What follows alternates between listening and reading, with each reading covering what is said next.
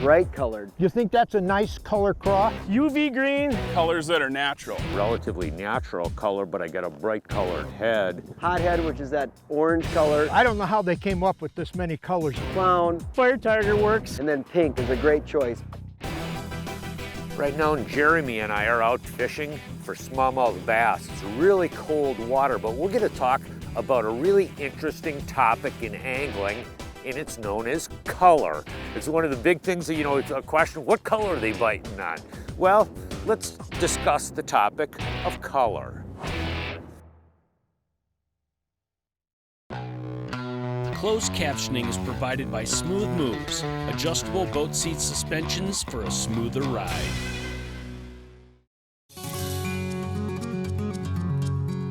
So much of the fish finding process is finding the habitat and where the fish live. And in the spring like this, smallmouth and walleyes really relate to hard bottom areas. Smallmouth, the bigger boulders are the deal. Walleyes, a lot more gravel and rock. And to find those spots, there isn't a better tool than side imaging for that. So right now what we're doing is we're looking at this long bar and we're gonna drop waypoints on areas that have the best looking rocks and the biggest boulders. And that way when we come back through here, we'll have a line of waypoints. So even though we know where the depth, is like that 6 to 12 feet that we're looking at, we don't necessarily know from looking at the map where the best cover on that spot is. So it really pays to go through with side imaging and mark out the best looking habitat.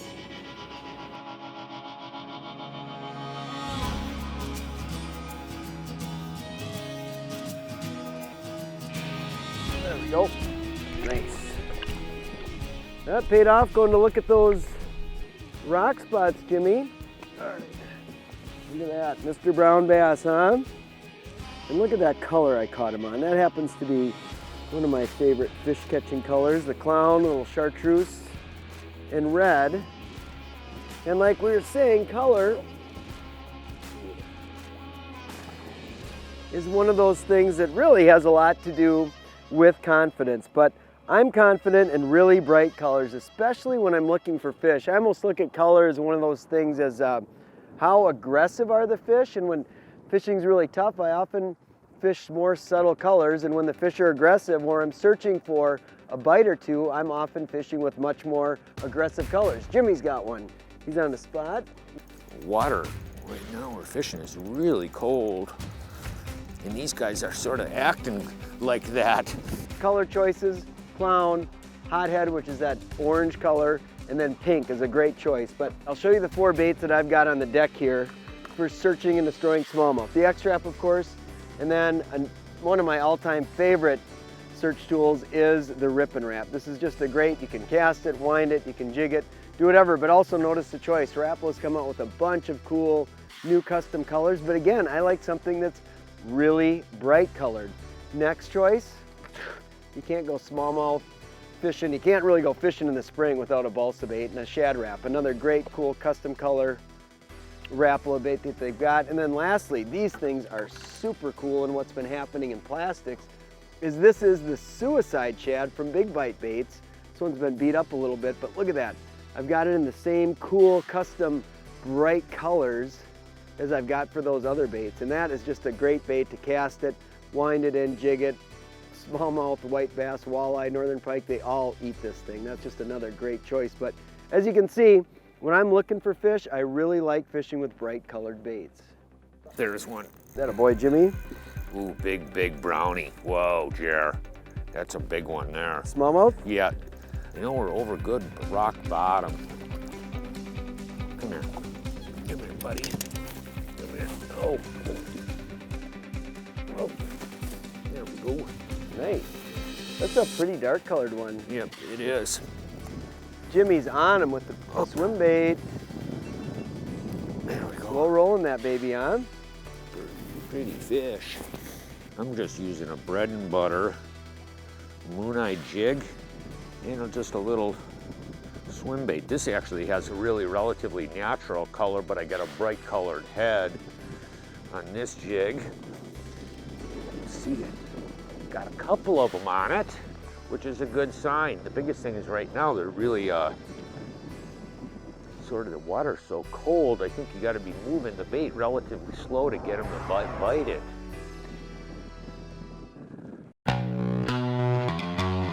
This segment is brought to you by BoatToTrailer.com, automatic boat loading and boat launching system.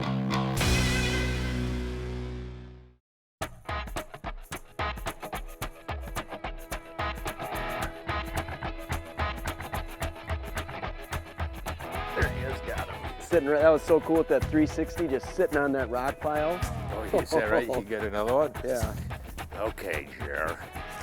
It's those long pauses. You know, cold water is the time of year when you really do have to slow down. In fact, right now we're tailing in a position, we're spot locking. It's a nice wind for just drifting, but the speed at which we have to go, oh, popped off. The speed at which we have to go to catch fish is so slow that I'm really, if we make contact with the fish or I see some good rocks, I'm actually tailing down on the drift so we can fan cast the area, because each cast takes really probably 2 or 3 times longer than it would if the water was, say, even 50 degrees. But right now at 43, 44 degrees, you really got to go slow. So I'm also curious, I don't know how deep this X-Rap's getting down. I'm going to switch it up to the Shad Rap and see if I can get down there a little bit deeper and maybe talk a big boy into biting.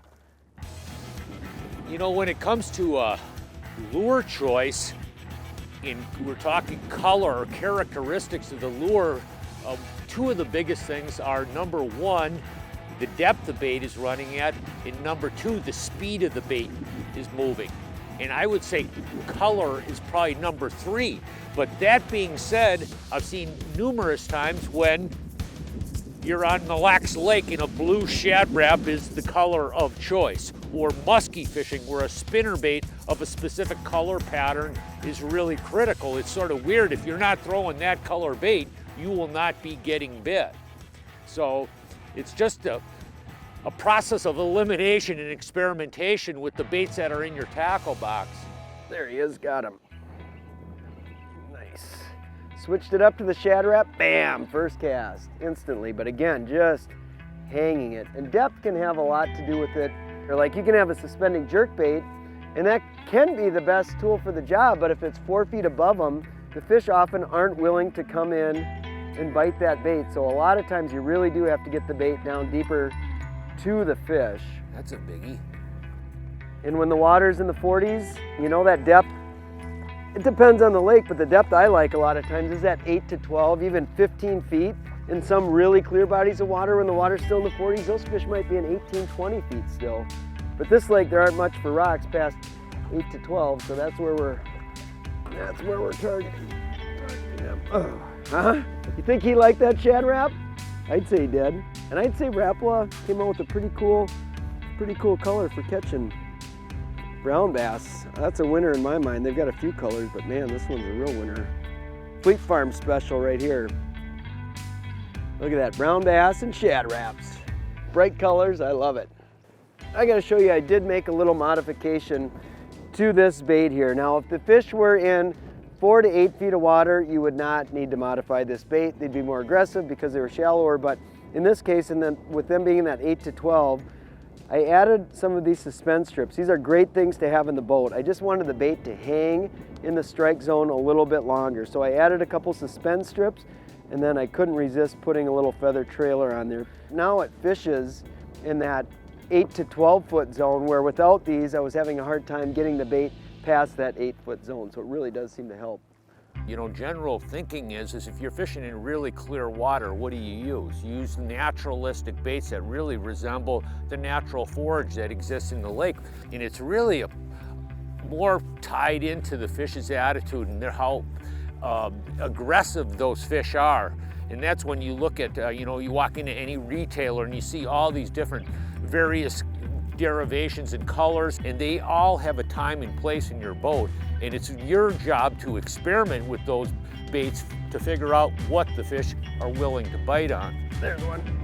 It's pretty amazing. I've got really amazing technology in this boat. And so we came through here with side imaging, found them on side imaging.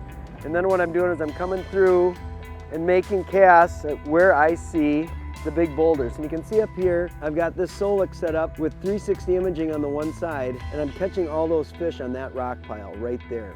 See that? He just took a little tug at that. That's an excellent modification to have. VMC has a bunch of different hooks. They've got bladed ones, they've got dressed ones like this, even little glow beads, but have some of those in your boat because that can make a big difference in cold water. Another smallmouth. They like to eat when you're throwing the right thing. You don't have all bluebird flat calm days. Just a perfect eating size fish. See, that's what I'm talking about, the skyward drag. This boat is rigged up about as nice. Easy to use, and it flat out works. It's a must-have when you're talking about big waves. Well, these trout are so darn tough. This bait is legendary. A question we're often asked is, what's the best fishing line? And the right answer really is whatever works best for you. But the 4 rod and reel combos I have on the deck have 4 different types of fishing lines. So I'm gonna go through this really quickly on why I choose these 4 different types of line. The first one I've got here is my balsa bait. That has Suffix nano braid on it. It's a really light line that throws small baits a tremendous distance. It's very, I don't know how to describe it, it's really soft. It'll blow around in the wind, but it cuts down deep. It's got good pulling power. So 6-pound nano braid on my balsa bait rod. Then I jump over to the X-Wrap rod. I'm fishing with 10-pound Suffix 832 on that rod. That line is a little bit stiffer, it's more dense than the nano braid is. And the reason I choose that one is because it doesn't blow around in the wind and I'm not getting it wrapped around my tip real often. And I'm also choosing a high-vis line for that. With my jig rod that I've got a little paddle tail on here, and I might throw some other jigs with it, I'm fishing Suffix 131. This is hands down the most premium fishing line I've ever fished with. It's super slick, it casts far, and it's almost like taking the nano braid and the 832, blending the great characteristics of both of those together and making it an even better product. And then lastly, I've got fluorocarbon, 12-pound fluorocarbon on the bait casting setup that I'm primarily throwing ripping wraps with. I like the fluorocarbon with the fiberglass rod. It provides an even stretchier system for small hooks with the heavy bait when smallmouth, white bass, walleye, whatever come up and shake it off. So I'm really using, different lines, and they're considered tools for a specific job. Got him that time. That was the 4th time he bit. That's something. Just boom, boom, boom. I'm absolutely sold on that feathered trailer. It's amazing. Unbelievable. They just keep pecking the tail of it. Yeah. You know, there's so many times that little things make a difference in fishing. You might not think it, like, oh, how much difference could a little feathered trailer make on the back of a bait? Well, Jimmy's throwing the exact same bait on the exact same spot I am, and I'm catching him and he's not. And you know where I'm catching him? On that bait. It's absolutely worth picking a few of those things up to put on different baits when the bite is tough. I'm convinced of it. I've seen this with muskies, where muskies will follow baits, but they'll just nip this. Smallmouth, they're notorious for it. Crappies, you name it. They'll all go for that little feather. It's a big deal, man. You know, we're fishing with really bright colored line. Jared's fishing with white. I'm fishing with this, bright yellow line. But for fishing like this, when you're slackline fishing cold water smallmouths or crankbaits like this, what you're doing, it's actually a strike indicator, because you're fishing with like slack line, a bow like this, and you're letting it sit there, and then all of a sudden you just see the line jump. So you're don't want to be pulling the bait per se. You really want the bait just float, it's just sitting there. There he is, got that one. Finally.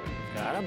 Yeah, it's just like you gotta let it sit for forever. It's amazing how slow you have to fish right now. Ooh, nice dark colored one. And you've heard the term dead sticking, I'm guessing, and that's what this process really is right now, is just letting that bait sit. And I'm talking 3-4 seconds sometimes. Whoa, popped off.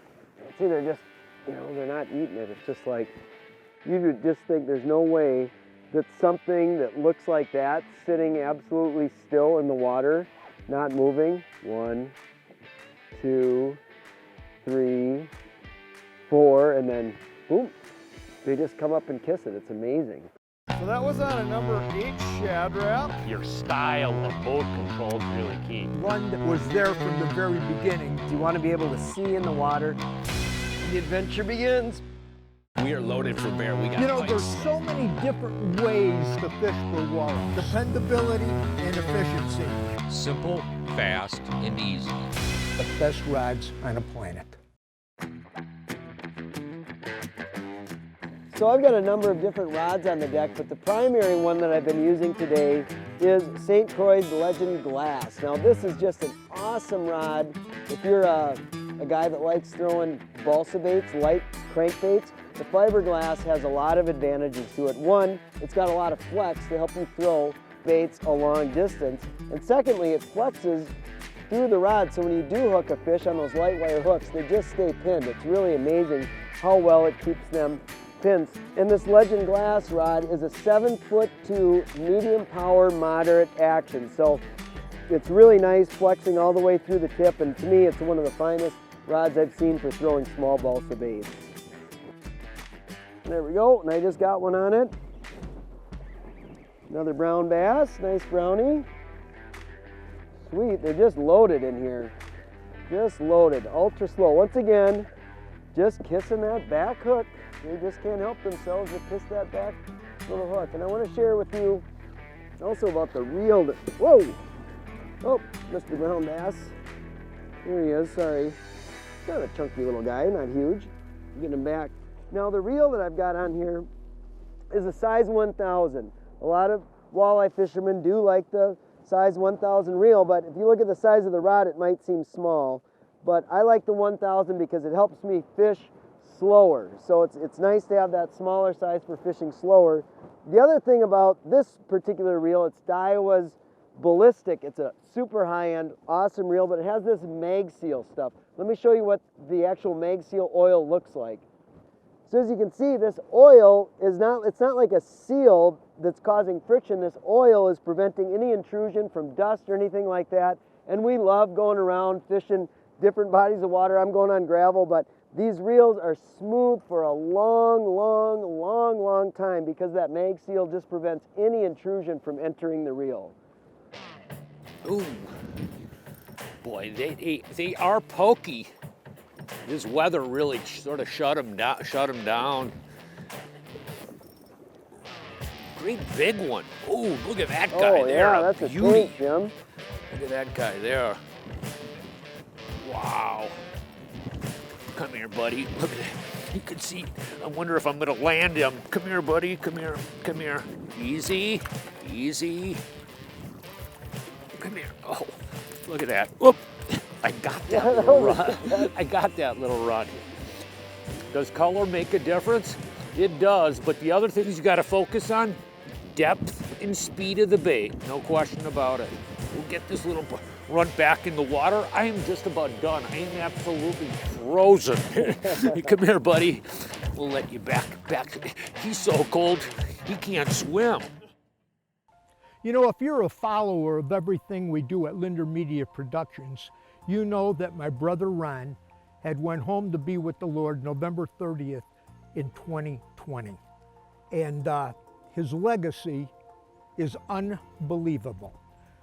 Ron is 10 years, or was 10 years, my senior. He was my best friend, my business partner, my big brother. He watched over me all my life. We had a phenomenal relationship. Such a blessing to be friends, family, our life together. I'm thankful for it. As the year went on, we had received so many emails and messages and things that have touched people's lives that my brother Ron did that I never even knew about. They were on and on and on, and I accumulated them. I gave them to my sister-in-law, Dolores.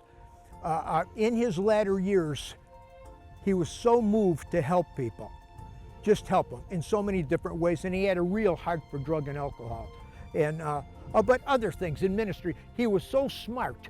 He knew something about every single religion in the world. He studied them all the time. Oftentimes he would have 3 books at one time. You go on a road trip with him, he's reading 3 different books.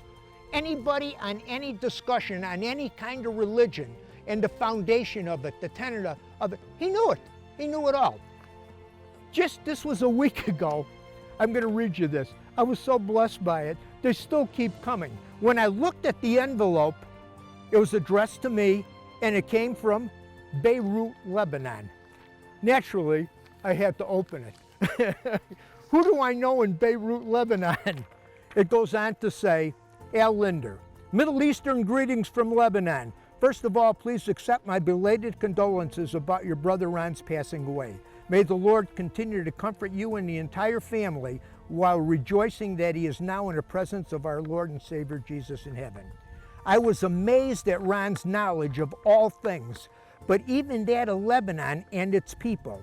We had discussions together when he was attending Heritage Church and I was home itinerating.